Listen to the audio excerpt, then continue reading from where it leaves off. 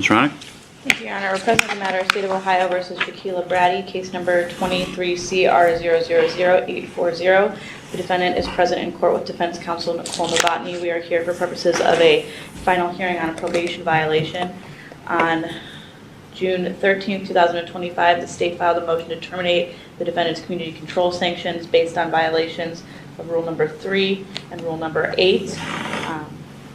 It's my understanding that at a probable cause hearing, the defendant was apprehended, and based on drug testing that occurred after her apprehension, the state then filed on July 1st, 2025, a supplement to motion to terminate defendant's community control for a further violation of Rule Number 8. It is my understanding that the defendant wishes to waive her final hearing and admit to the violations today. Thank you. Ms. Novotny?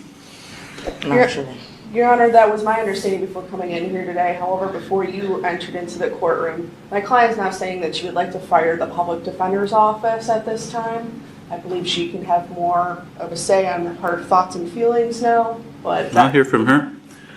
Ms. Brady, you want to be heard on some issue? Yes, Your Honor. I just don't feel like I'm being heard correctly. Like when we had the probable cause hearing, I was told to waive it, and it was guaranteed rehab from my public defender. I even told her on that day, and I hope it was recorded on that day with your bailiff in here, that I didn't feel like she was representing me correctly, and that I wanted to fire her then, and I would get a paid attorney. And she told me that You can get a paid attorney anytime you want. You don't have to. You don't have to have a public defender fired to get a paid attorney. You can retain an attorney anytime you want to retain an attorney. Well, I'm just not comfortable going through with this again since here when I feel like everybody is, none of my family is here. Nobody is here on my behalf. How is that our fault? No. Why aren't they here? Because I wasn't able to tell anybody. That's because you were being disciplined, probably. Or using the phone for wrong purposes, or flooding your cell. But I'm sorry, Your Honor. Like I'm just the fact that your family's not here has nothing to do with the public defender. I just don't feel like she's representing me correctly. You know, this information that she has given me is false. I know I did a hair sample. She wants me to plead to something that I did not test positive for. I don't know why they said this. I did a hair sample. I asked her to reach out to my social worker, Grant McKay. I have the paperwork that I brought here when I came for the probable cause hearing on the 27th, saying that I did the hair sample. So none of this. So I don't feel comfortable pleading to something that I didn't do with the possibility of prison, and you told me that you weren't giving me any chances. So I just feel like my back is against the wall. I'm just not comfortable. So I just don't want to. I just right now don't feel comfortable going through with this hearing. Like I don't know. Well, you're not going to get appointed a new lawyer. You don't have a right to. Let me talk. You have the right to have a lawyer appointed to represent you. You don't have a right to pick and choose who your appointed lawyer is going to be. Now, if you want to get a retained lawyer, you can do that. You can do that anytime you want. You don't. But you haven't. They're not here. I don't see them here. Why aren't they here? I mean, I have not been able to make those necessary calls because like I said, I was told that she's shaking her head. I was told that rehab was definitely it.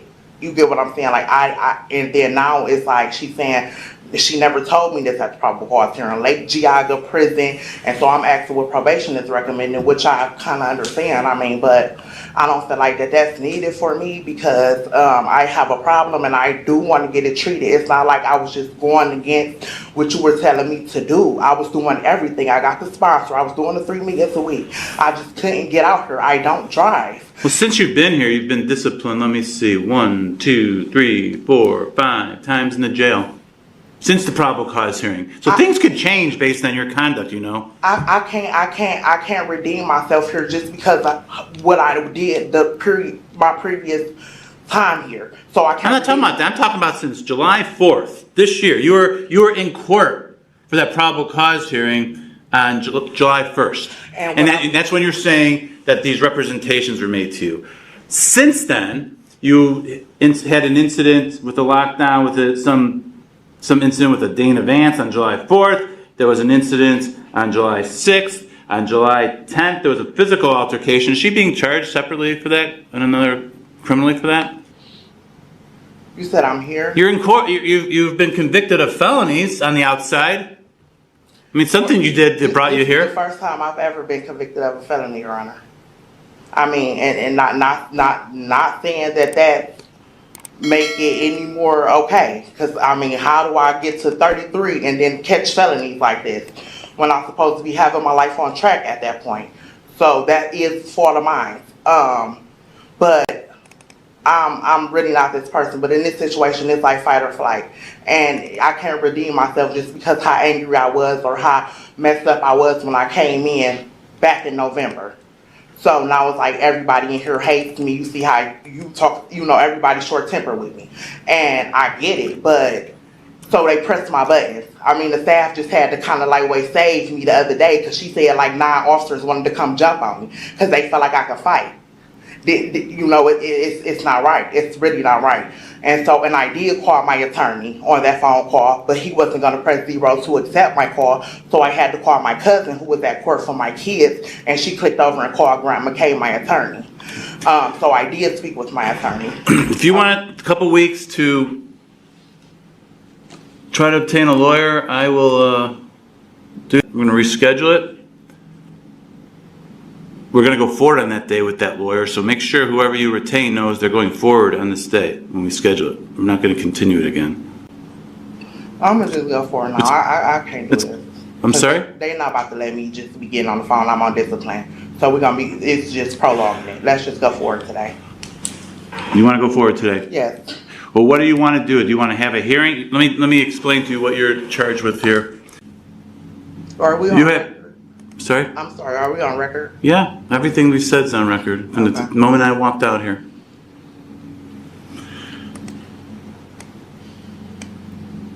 You have been charged with violating the conditions of your community control sanction. Specifically, it's alleged you violated Rule 3, which requires you to report at such times and places as directed by your probation officer. And it's alleged that you failed to report to your probation officer on May 15th and June 5th. It's also alleged that you violated Rule 8, which prohibits you from using, possessing, or having under your control any controlled substance not prescribed to you by a licensed physician. And it's alleged that you submitted a urine sample to the Cuyahoga County Children's Services on April 18th that tested positive for phencylamine. It's also alleged She's been seeing Signature Health for over a year, Your Honor. I know last time you've seen her, she has a sponsor now. She has a referral for peer support, which is 1 time a week. I know she wants to start anger management. She was supposed to start that on July 9th, but due to her incarceration, she couldn't start that. Additionally, she was doing aftercare, which did conflict with the anger management times, Your Honor, so she wasn't able to start anger management. Ultimately, she was set to complete aftercare. She was completing that and doing everything she needed to do with that respect. For Signature Health, she was going there for case management services. She was going there for counseling, Your Honor. She was going there for aftercare, and she was going for mental health and drug help with regard to medication compliance. Thereafter, Your Honor, she is working with Job and Family Services with Cuyahoga County too for a case plan for her children. She's diligently working with that. I did talk to a representative from there as well as her Robin from Signature Health to confirm all of this. We're just asking for you to consider her to continue on community control at this time and send her to Nora. Thank you. Thank you. Ms. Brad, you have the right to address the court before you're sentenced. You can say anything you want. Is there anything you want to say at this time? Yes, Your Honor. I'm sorry? Yes, Your Honor. I want to say that I know I messed up. I failed, but I didn't just lay there like I would usually have done. I still continue my services because I do want to help. It's just hard for me. It was hard for me to do something that I never done before. I was not trying to rebel against what you told me to do.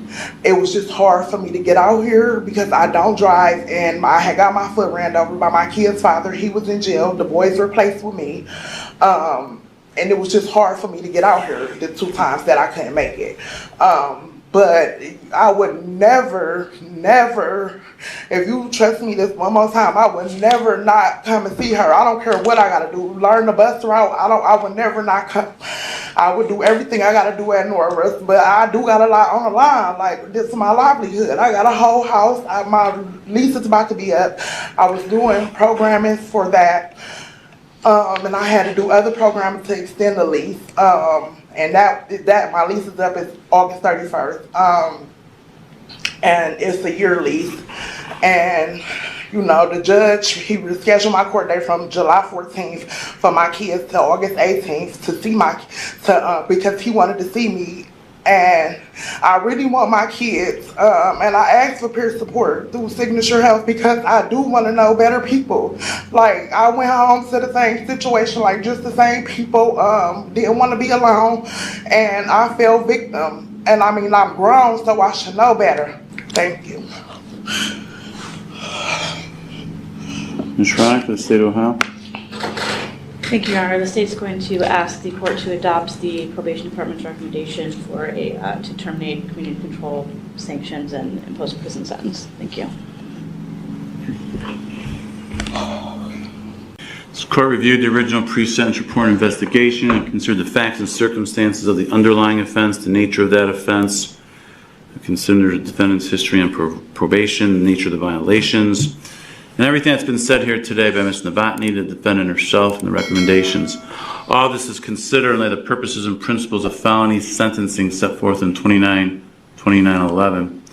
As for the factors in 29-2912, I'll incorporate all the findings I made at the time of the original sentencing regarding the seriousness factors and the recidivism factors, with the additional finding today that the defendant has failed to comply with previously imposed sanctions ordered by this court, which is a factor indicating recidivism is more likely. In this particular case, since the very, very beginning, at the defendant's arraignment, which I presided over, she's had a horrible attitude. She's been very defiant, and that's just continued. I need the anger That's just continued. I ordered anger management and you didn't get it. Your Honor, I had to do the aftercare first. It would have conflicted. I couldn't start regardless until July 9th. That's when the next cycle started. I had got out of jail on March 3rd, Your Honor. I instantly got into aftercare. Okay, it's my turn to talk now. Yes, I'm sorry, Your Honor. From the very beginning, as I said, she has been defiant, and had a terrible, terrible attitude, and that's continued here today. As I indicated earlier, just in the last 2 weeks, she's been disciplined 1, 2, 3, 4, 5 times in 2 weeks for not following rules in the jail. She was asked to be just simply interviewed by NeoCap because they were trying to provide additional help and get her what she needs and provide her resources. She absolutely refused to even talk with them. It's clear at this point that Ms. Brady is not amenable to available community control sanctions. I'm not quite sure she ever was. Prison is consistent with the purposes and principles of sentencing. Therefore, it will be the sentence of this court that on count 1, defendant served a term in prison of 12 months. On counts 2 and 3, she served a term in prison of 10 months. I'll run all 3 concurrent for a 12-month prison sentence. She has credit for 155 days. Need to advise you upon your release, you may be placed on post-release control for up to 2 years. If you are and you violate any of those conditions, the parole authority can return you to prison as punishment for violating the rules for another 6 months, the maximum being 50% of what I just imposed. Any additional prison term imposed for violating post-release control is being imposed as part of the sentence at this time. Court disapproves the defendant's placement in a program of shock incarceration, intensive prison program, or transfer to transitional control. The defendant's ordered to pay all costs. Is there anything else for the record, Ms. Hronik? No, Your Honor, thank you. Ms. Novotny? No, Your Honor. You'll prepare the entry, Ms. Hronik? I'm sorry? You'll prepare the entry? Yes, Your Honor. Thank you.